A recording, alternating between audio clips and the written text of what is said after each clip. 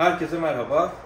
Yeni aldığımız şu Kons marka araç şarj cihazının testini yapacağız. Ama bundan öncesinde biraz kendi garajımda ne tür bir tesisat kullanıyorum açıkçası onu göstermek istiyorum. Şimdi burası benim sigortaların bulunduğu alan. Saatten hemen sonra buraya 10 milimlik 5 tane kablo geliyor. 5x10 milimlik bir kablo geliyor. Ben özellikle 10 milim olmasını istedim. Çünkü aynı anda 2 Tesla'yı burada şarj etmek istemiştim. O yüzden konuştuğum elektrikçiler ve daha önemlisi elektrikli şarj konusunda, elektrikli arabaların şarjı konusunda tecrübeli ve bu işi yapan insanlardan danışmanlık aldım. Ve onlar 5x10 milimlik kablonun uygun olacağını bahsettiler. Çünkü 5x10 milim geldiği zaman her ikisinin üzerinde de bırakın 16 amperi 32 ampere kadar ayrı ayrı çekiş mümkün olacak. Ama zaten Tesla'lar maksimum 11 kW desteklediği için faz başına her bir tanesi 16 amperden daha fazla çekebilecek. O yüzden bu sistem çok yeterli. Şurada gördüğünüz gibi normal sigortalar var. Hemen yanında kaçak akım rölesi var. Altında Raikep'in parafuduru var. Şurada da 32'lik 5x32'lik dişi prizlerin yer aldığı ünite var. Şuradaki tekli gördüğünüz sigorta monofaze, sağ ve soldaki monofaze prizler için olan sigorta. Bizim tabi asıl kullandığımız şu kısımlar. Şurada karşınızda bir Juice Booster var. Ben bu ürünü Haziran ayından beri de aktif olarak kullanıyorum. 22 kW'a kadar destekliyor. Ancak Tesla'lar biliyorsunuz 11 kW aldığı için maksimum 11 kW veriyor. 32 ampere kadar desteği var ama maksimum 16 amper veriyor Tesla'lar için. Şimdi geldik bu videonun konusu olan Kons marka cihaza. Bu cihaz yine 22 kW destekliyor. Tıpkı Juice Booster 2 gibi. 32 ampere kadar desteği var. Fakat yine 16 amperden fazla çekemez. Gelin şu ekranı biraz yakından inceleyelim. Şimdi şurada bir indikatör ışığımız var. Bu indikatör ışığı bu şekilde mavi yandığı zaman hazır anlamına geliyor. Ondan sonra araçla bağlantı kurup da şarjı başladığı zaman da bu mavi buradan bu tarafa doğru böyle dönüyor. Birazdan onu da görürüz. Üzerinde iki tane tuş var. Bir tanesi zaman tuşu, bir tanesi de amper tuşu. Zaman tuşu gecikmeyi ayarlıyor. Yani biz bunu 1'e getirdiğimiz zaman şuradaki zamanı 1 saat sonra şarj başlayacak anlamına geliyor. 2'ye, 3'e, 4'e istediğimiz zaman gelebilir. Böylece gecikmeli bir şekilde şarj yapabiliyoruz. Tabii ki Tesla'larda biz bunu ayarlayabiliyoruz zaten aracın içinden ama bazı marka araçlarda bu ayarlama mümkün olmadığı için bu cihazda böyle bir özelliğin olması bence son derece güzel. Onun haricinde ekranda şu sol üstte gördüğünüz 3 yazan şey kaç faz olduğunu gösteriyor. Yani şu anda trifaze akım olduğu için burada trifaze olduğunu gösteriyor. Yanında ready yani hazır olduğunu gösteriyor. Daha sonrasında şarj başlayınca farklı yazacak tabii ki. Burada faz başına kaç amper aldığını gösteriyor. Şu anda her faz başına 32 amper desteklediğini anlıyoruz altyapımızın. Burada cihazın sıcaklığını gösteriyor. Yanında ne kadar süredir şarj ettiğini gösteriyor. Ben az önce bir deneme yapmıştım. O yüzden 4 dakika 26 saniye kalmış burada. Hemen şurada şu anda kaç volt olduğunu gösteriyor. Biliyorsunuz trifaze akımlarda voltaj 380 olarak söylenir. Her 3 tane faz olduğu için birbirleri arasında voltaj farkı 380 olarak 380-400 bu civarlar gayet normal. Hemen şurada şu an 0 yazan cihazın çektiği akımı gösteriyor. İşte biz bunu cihaza taktığımızda bakalım kaç amper faz başına kaç amper çekecek cihaz. Hemen altında da kaç kilowatt saatte şarj ettiğimizi göreceğiz. Yanımızda 2 tane Tesla var. Bir tanesi long range, diğeri de performans. Her ikisinin de şarjları şu anda %77. İki cihazı da aynı anda çalıştıracağız. Bakalım nasıl sonuçlar alacağız. Elimdeki Kons'un tip 2 kablosunu hemen Tesla'ya takıyorum.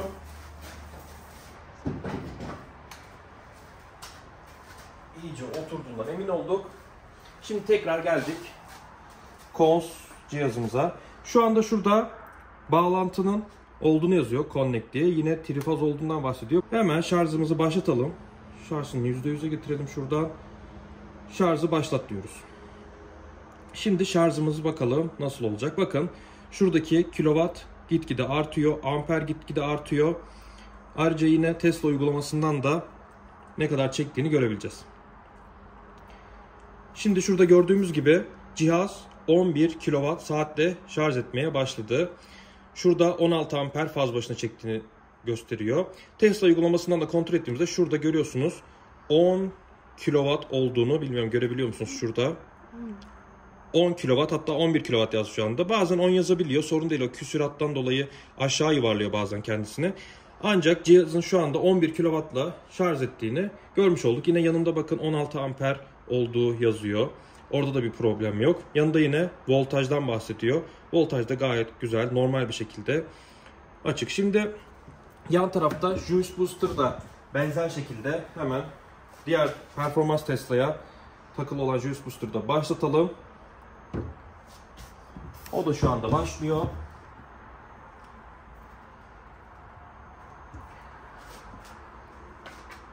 Şimdi o da 5 kW'da başladı şurada. 9 oldu. Tabii Juice Booster'ın maalesef üzerinde kilovatla alakalı herhangi bir şey yazmıyor. O yüzden mutlaka telefondan bakmamız lazım. Yine Juice Booster'da telefon aplikasyonunda olmadığı için bu modelde dediğim gibi sadece telefondan bakabiliyoruz. Ya da Tessi'den bakabiliriz uygulamadan. Bakın burada da yine 16 amperle şarj ettiği, 10 kW yani 11 kW çok önemli değil o kadar şarj ettiğini görebiliyoruz. Yine 227 volt yazıyor ve yanında 3 işareti trifaz olduğunu gösteriyor. Şu anda iki cihaz aynı anda çalışıyor. Gördüğünüz konsolun ekranı kapandı. Hemen bir tuşa basarak ekranı tekrar açabiliyoruz. Bir kontrol edelim tekrar. Bakalım konsolda bir değişiklik var mı? Şu anda çünkü aynı anda iki Tesla şarj oluyor. Bakın şurada amperde çok hafif dalgalanmalar var. 15.9, 15.8, 16. Bunlar gayet normal olabilecek şeyler. Aşağıda yine 11 kW'a yakın bir şarj ettiğini görüyoruz saatte. 32 amper zaten hala aktif olduğunu görüyoruz. Şu an bir problem gözükmüyor. Ne kadar süredir şarj ettiğini gösteriyor. Şu anda cihaza ne kadar verdiğini gösteriyor. Kilovatı herhangi bir problem gözükmüyor. Şimdi benim aslında hemen saatin orada bir tane de yüksek akım koruma, işte yüksek voltaj koruma ya da düşük voltaj, düşük akım koruma cihazım var. Onun üzerinde de aslında kaç amper çektiğini görebiliriz ama şimdi orası kilitli olduğu için açmakla uğraşmayayım. Gördüğünüz gibi şu anda kons bu şekilde şarj ediyor. Bir de isterseniz birçok kişide belki trifaze var ama olmayan bir kesim için bir de konsun monofazesini hemen şarj edelim. Deneyelim. Hemen monofazeyi deneyelim. Bakalım monofazede nasıl bir akım alacağız. Nasıl bir kilovatla şarj edeceğiz. Öncelikle şu iki cihazın da hemen şarjını durduralım. Şimdi ilk olarak tabii buradan çıkartmamız gerekiyor. Hemen telefon uygulamasından Tesla'nın şarj portunun kilidini açıyoruz. Tip 2 kablomuzu çıkarttık. Daha sonra buradan konsu sistemden ayırdık. Evet, şimdi kons cihazımızı bir de monofazda test edelim. Şimdi biliyorsunuz şu şekilde zaten bu trifaz. Bunu ben almıştım. Şöyle bir monofaze ucu var. Şimdi biraz aslında şu adaptörden bir bahsedeyim ben size. Şimdi bu adaptör ucunda şuko priz var. Şuko erkek. Bu fişi biz normal evimizdeki fişe de takabiliriz. Ancak evimizdeki prizler maksimum 16 amperi destekleyecek şekilde bize ayarlanmıştır. Kabloların kalınlığı buna göredir. Yine aynı şekilde prizlerin üzerindeki o dişler hep ona göre ayarlanmıştır. Ona göre test edilmiştir. 16 amperden fazla asla ve asla çekmememiz lazım. Benim şimdi burada koyduğum sistemde biliyorsunuz 10 milimlik kablolar geliyordu ve bu sağdaki soldaki prizlere de yine 10 milimlik kablolarla geliyor. Yani ben aslında oradan 32 ampere kadar yine çekebilirim. Herhangi bir problem olmaz. Ancak siz bunu mutlaka kendiniz yaparken 16 amperin üstüne evde çıkmamanız gerekiyor. Şimdi kons cihazımızın erkek prizini, erkek fişini dişiye şöyle takıyoruz. Şunu da hemen benim sistemdeki monofaze prize takıyorum. Şu monofazeyi taktım. Şimdi cihaz şu anda açılıyor. Kons cihazı hızlı bir şekilde açıldı. Şu anda gördüğünüz gibi 3 yanıp sönüyor. Şu an trifazda bir problem olduğunu söylüyor aslında bize. Çünkü trifaz değil. Birazdan onu göreceğiz. Şu hazır olduğunu söylüyor. Üzerinde de her şey görüyorsunuz. İşte kaç volt olduğu gösteriyor. Derece gösteriyor. Şimdi şuradan fazı ayarlayabiliyorduk. Bunu kaça ayarlayacaktık? Normalde 16'ya ayarlayacaktık. Çünkü neden? Monofaz. Şimdi 16'ya ayarlayalım hemen. Monofazda 16'nın üstüne ayarlamamamız gerekiyor. 16 ampere ayarladık. Hemen tip 2 kablomuzu Tesla'ya takıyoruz.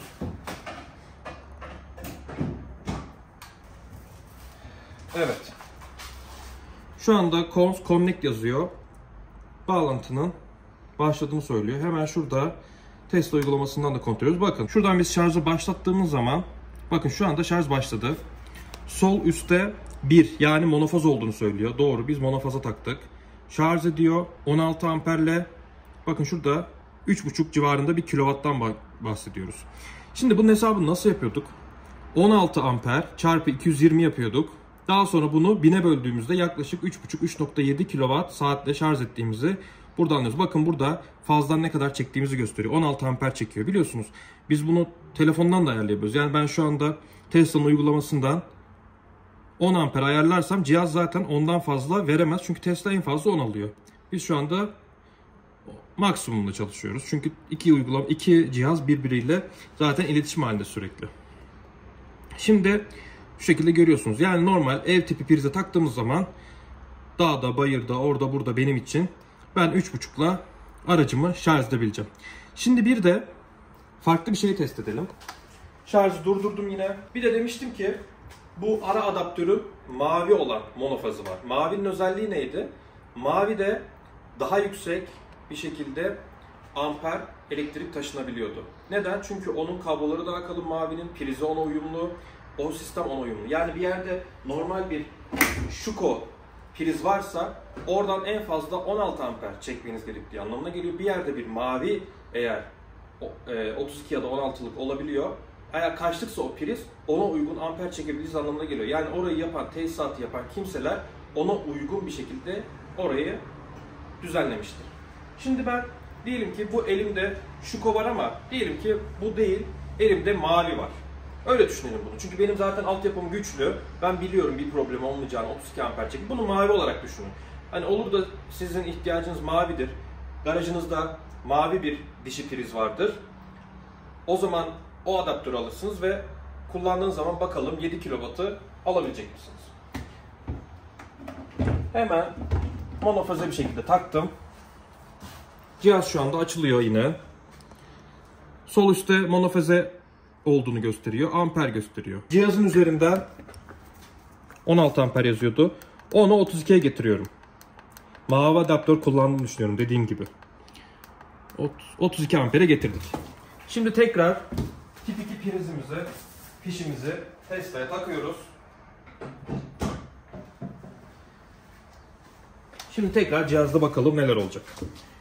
Cihaz şu anda yanıp şurada mavi ışık sönüyor. Bu şekilde bağlantının sürdüğünü gösteriyor. Şu anda bakın bağlantı tamamlandı. Hemen Tesla uygulamasından da bir bakalım. Tesla uygulamasında şu anda şarj başlamadı. Otomatik şarj başlamıyor çünkü ben gece saatlerinde şarj ayarladığım için Tesla'da, o yüzden otomatik başlamaz. Hemen kendim manuel olarak şarjı başlat diyorum. Bakın şu anda şarj başlıyor. Amper artıyor ve şarj başlıyor. Bakın. Şimdi Tesla 32 amperi gösteriyor. Neden? Çünkü ben burada 32 amper verebileceğimi Tesla'ya söylemiş oldum Kons marka cihazda. Hemen bakın Kons'un burada kaç amper verdiği de gözüküyor. Ne kadar veriyormuşum? 32 amper veriyormuşum. Peki ne kadarla şarj ediyor? Yaklaşık 7 kW'la şarj ediyor. Yani ben eğer bu Kons marka cihazı mavi adaptörlü kullanırsam 7 kW'da da çok güzel bir şekilde alabilirim. Son olarak söylemek istediğim şey, bu cihazı nereden aldığımdan tekrar birazcık bahsedeyim. Cihazı AliExpress üzerinden aldım. Ancak satıcı AliExpress üzerinden olmasına rağmen Türkiye'den kargoluyor. Hatta İstanbul'dan, Ümraniye'den kargoluyor. 2 gün içinde elime ulaştı. Tıpkı Trendyol'dan, Hepsi Burada'dan ya da N11'den ve benzeri online sitelerden alışveriş yaparmış gibi alışverişimizi yaptık.